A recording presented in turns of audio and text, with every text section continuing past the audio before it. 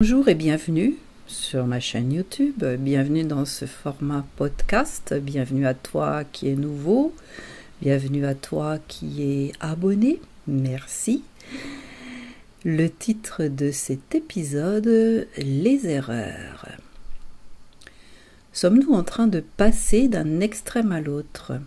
Les injonctions à être bien, à se reposer, à trouver un sens à sa vie, à tout envoyer balader quand ça ne va pas, à prendre soin de soi, à dire non aux autres pour se dire oui à soi et surtout à faire des erreurs pour apprendre des dites erreurs et à la fin réussir comme un Michael Jordan qui raconte qu'il a raté plus de paniers qu'il n'en a mis.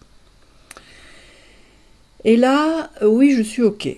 Seulement poussé à l'extrême, c'est me retrouver avec une demande précise dans un magasin, mettre ma confiance entière et pleine dans le vendeur, repartir avec mon produit, m'apercevoir en arrivant chez moi qu'il ne correspond pas à ma demande, douter de moi, de ce que j'ai pu dire, retourner au magasin, entendre le vendeur désinvolte dire « Autant pour moi, je me suis trompé », et recommencer encore le même jeu psychologique.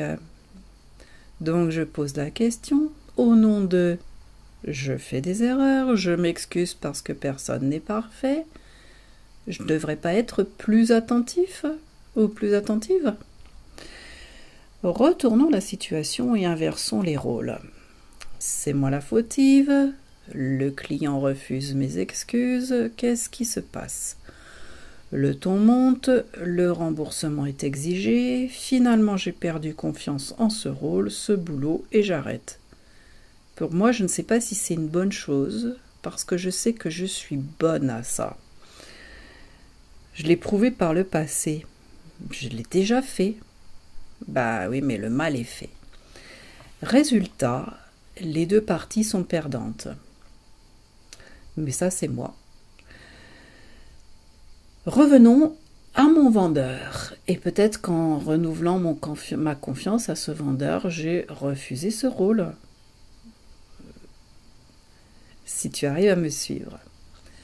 Quoi qu'il en soit, l'erreur, dans ce que j'analyse, dans ces exemples, révèle un manque d'écoute et son droit. Quand il devient abus et révélateur. Encore est-il bon d'en prendre conscience et d'apprendre que l'erreur se répétera encore et encore et encore.